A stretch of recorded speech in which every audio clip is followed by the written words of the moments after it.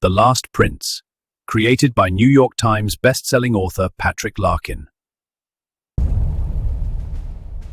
Chapter 3. North to War.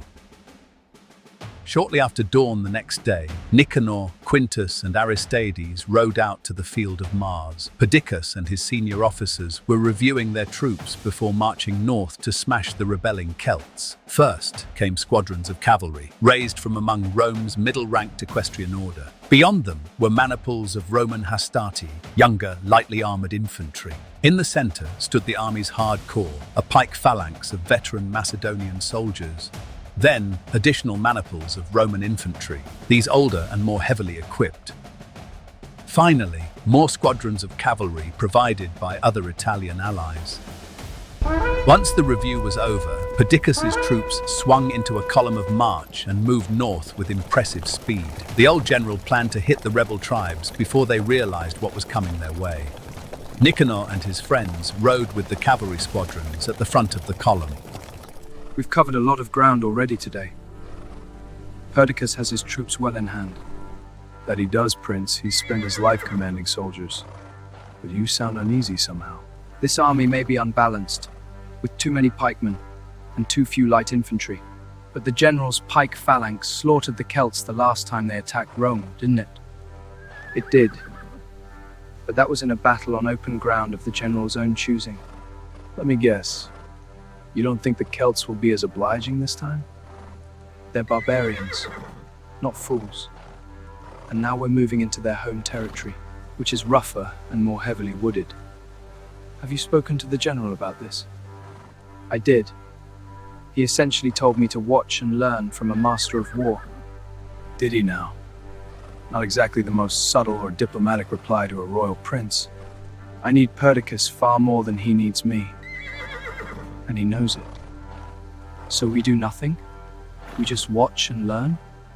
Yes, and hope that the only lesson we're taught is the one Perdiccas intends. Time to get back on the march. Keep your eyes open. The army kept moving north in one long column. The border of the disputed lands was still several days' march ahead. Each day, Perdiccas sent a handful of scouts ahead, more out of habit than because he anticipated real danger. Discreetly, Nikanor deployed Demetrios and his mercenaries on the same mission, with orders to be wary. While he understood the general's urge to move quickly, a bit more caution seemed wiser. What neither Nikanor nor Perdiccas realized was that the rebel Celts already had their own scouting parties hidden among the hills and woods, lurking along every possible route north from Rome. Long before the Macedonian army crossed into hostile territory, riders spread the alarm far and wide. In the east, the 7 surviving princes continued their cautious maneuvering for dominance. Their hopes of ending the war with a decisive battle had faded. Heracles' victory had cost him a third of his army, leaving him weaker than before. He was now retreating toward Greece, hoping to put the sea between his battered force and his stronger brothers. They, in turn, realized they faced the same danger. Veteran soldiers were a precious resource. Unwilling to risk them in pitched battles, the princes instead dispatched raiding parties to pillage the lands held by their rivals, spreading chaos and misery throughout the kingdom's heartland. Appalled by the devastation, Queen Philaena, Nikanor's mother, conferred with Cleon of Athens high atop Babylon's massive walls. From there, the unfolding ruin was readily apparent. The warring princes had fled Babylon, but their claimed territories surrounded it. This is madness, Cleon. Those fools are burning the fields and orchards that feed this city. True, my queen. Fortunately, there are substantial reserves of food left in the royal storehouses. For a few more weeks, perhaps. But those storehouses depend on supplies from the countryside, and when the food dwindles, our people will begin starving. The young and old first. Long before starvation begins, rumors will spread, and with them, unrest, rioting, and disorder. I will not allow it, Cleon. We must protect the surrounding villages from these marauders. We have barely enough armed men to hold the walls and gates, my queen.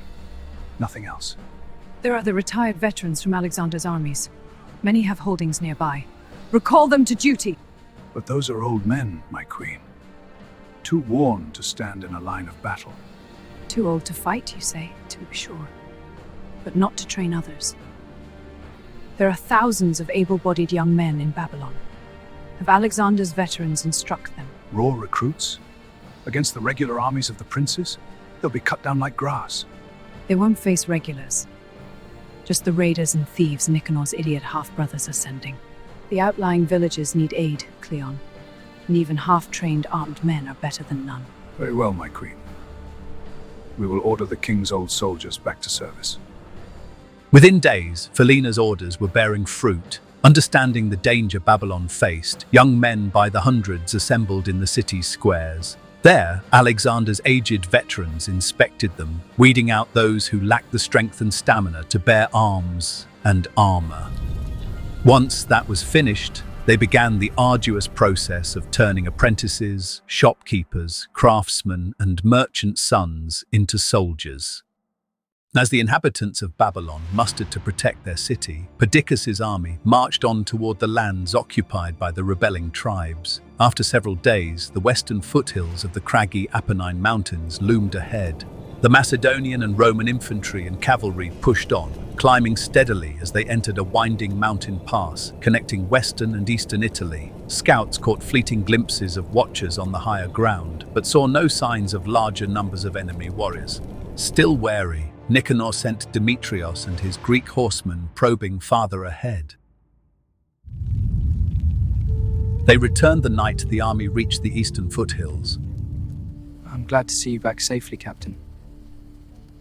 Did you run into any trouble? No, we didn't, Prince. Not a single brush with the Celts. And that worries me. Worries you? Why? Every village we scouted was deserted, without a man, woman, child, or beast to be seen. You think they're running?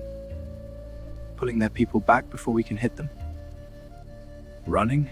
The women, children, and livestock, maybe. But their warriors? I doubt it. I've never met a Celt who would run from a fight. So where are they? I see your point, Demetrios. I'll take your report to the general. In the command tent, Perdiccas listened to Nikanor's news and concern, and then erupted. If the Celts have fled from the nearest villages, this army must march faster, not slower! The longer it takes us to force the tribes to battle, the stronger they become. But if their warriors aren't moving with the rest, you're risking an ambush, General. All war is calculated risk. Your father knew that, which is how he conquered the world. My father also knew not to underestimate his enemies. These hills and forests favor the Celts. All the more reason to hasten the march and break out into open country. At least deploy some of the Romans as flank guards until we reach better ground. And have them slog through the trees, slowing the whole column? I won't waste the time. I understand your apprehension, Prince. This is your first real campaign. But I won't take counsel of your fears. Very well, General. You command here. This army moves under your orders. Nikanor bit down on his anger. Perdiccas would not be moved, so what more could be done to avert the army's danger? Well, Prince, did you have any luck persuading the old man to take even minimal precautions? The man's as hard-headed as a mule. He won't alter his orders in the slightest. That's unfortunate, but just as you predicted, Nikanor. Given Demetrios' report, what do we do now? Take every precaution we can. I want you both to speak to the Roman officers tonight. They won't disobey the general for you, Nikanor. He's governed Italy for 20 years. I'm not fool enough to think they would, Aristides. Just pass on my warning. Get them thinking. Tomorrow, you two ride with the rear of the column. I'll march at the front. Just in case, Prince? Just in case. And the gods go with you both.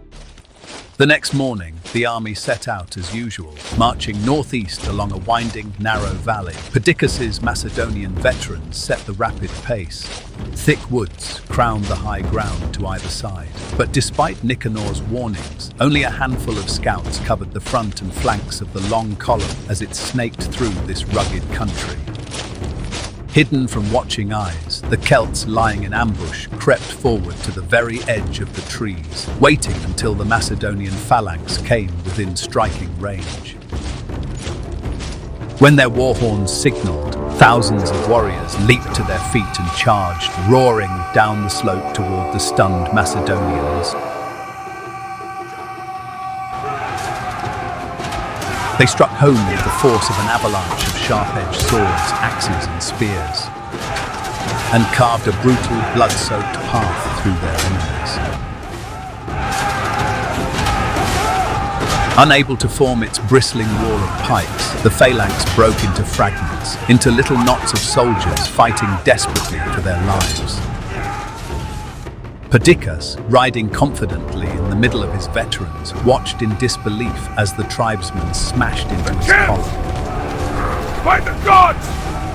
Hold, boys! Don't let them break you! Hold! He rode forward to rally his men, only to be swarmed by warriors and hacked to death. His riderless horse fled in terror through the midst of the brutal fighting. Meanwhile, at the front of the column, the sudden blare of tribal war horns spurred Nikanor to instant action. He snapped commands to the Roman cavalry squadrons, ordering them to wheel and form up, facing back the way they had come, toward where the Celts were charging downhill at the stunned Macedonian phalanx. Then he rode to join the Roman infantry maniples, already swinging off the road to either flank. Sempronius Rufus, Licinius Longus, you've deployed your troops swiftly. Good work! The phalanx is coming apart. When the Celts come at us, we'll be ready for them. We're not waiting for them to attack us, Centurions. We're going to hit them first. Attack? Into that frenzy. The tribesmen are cutting your Macedonians to pieces. Precisely. Right now, those barbarians are focused on their prey. They're sure they've already won. They're disorganized and scattered. But our infantry and cavalry are in good order, ready to strike. Advancing now will take the Celts by surprise, shattering their morale. They'll break and run. With respect, Prince, my lads aren't as eager to gamble as your lot on horseback. Meaning what, Centurion? If your plan fails, my men and I will be the ones left in the shit. We'll have to stand and die while you and your horsemen bugger off back to Rome. An insulting sentiment, Sempronius. But understandable, I suppose. Before the Centurion could say more, Nikanor swung down off his horse. Very well, Centurions, I will lead your maniples myself, on foot, just like them. So tell me, Sempronius, will your Romans follow a son of the great king into battle? Aye, Prince. Lead us to victory now and we'll follow you to the ends of the earth. The ends of the earth? I can promise that. For now, we have a battle to win. So come with me. The sooner we advance, the better. Taking his place with one of the Roman infantry maniples, Nikanor signaled the counterattack. Obeying, the cavalry and infantry stepped off, moving in unison toward the confused melee ahead. As they drew closer to the savage fighting in the center of the valley, a few Celt warriors spotted the oncoming threat and shouted warnings, but amid the chaos, they went unheard. At Nikanor's signal, trumpets sounded the charge. The Romans surged forward, crashing into the surprised tribesmen with staggering force. Holding their ranks, they carved their way through the disorganized Celts. Amid the swirling melee, a war chief named Acco turned to face the Romans. Recognizing Nikanor as the driving force behind the onslaught, he roared a challenge and sprang to meet him head-on. The two men traded blow after blow, swords hammering down on shields or ringing against each other with tremendous force. The Celt chieftain was enormously strong, but Nikanor was more agile, and in the end, that proved decisive. With lightning speed, he struck home, into the big man's shoulder, across his face and into his chest. Mortally wounded, Acco crumpled to the ground and died. Already shaken by the unexpected counterattack at what had been a moment of triumph, the Celts now broke and fled, only to run straight into a bristling wall of shields and spears. Deployed by Aristides and Quintus, more Roman infantry and auxiliary Italian cavalry now blocked any retreat. First in small groups, and then in droves, the survivors surrendered. As the fighting subsided, Nikanor sought out the senior centurion. You were right, Prince. By all the gods, and against the odds, we've triumphed. Most of the Celts who aren't dead or dying have thrown down their weapons and yielded. But a handful of warriors bolted into the forests. Should we pursue them? No, Sempronius Rufus. Let them run. They'll spread the word of this defeat to their tribes. The terror and despair provoked by their dire news should ease our march going forward. We're not falling back to Rome to regroup? Even with half your Macedonians dead? With the general dead, I command here. Unless you have an objection, Centurion. None at all, Prince. You brought us the victory you promised. You've earned our loyalty. Very well. I intend to keep earning that trust, and that's why we will keep going. We've gained an advantage here, though at a terrible cost in lives. I won't throw that away. What about all these Celt prisoners, sir? What do you want done about them? We'll bring them with us, Sempronius. I have a hunch they will prove useful soon enough. Now, if you'll gather the other centurions and cavalry officers, I'll tell them what I plan. To Nikanor's surprise, the Romans had something else in mind first. To his astonishment, they flooded around him and began loudly shouting, "Nikanor" and "Imperator," honoring him as their general, the commander who had retrieved victory from defeat. Thousands of soldiers took up the rhythmic cry until it echoed back from the surrounding heights, and Nikanor realized he had gained an army, the first necessary step toward the throne itself.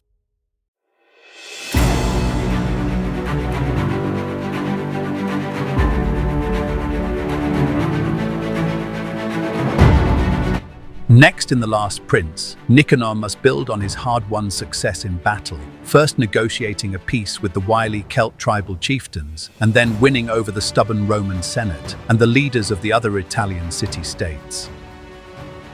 Meanwhile, across the Adriatic Sea, Nikanor's half-brother Heracles is establishing his rule over Greece and Macedon, bribing some city-states to his side, while threatening the holdouts with siege and slaughter.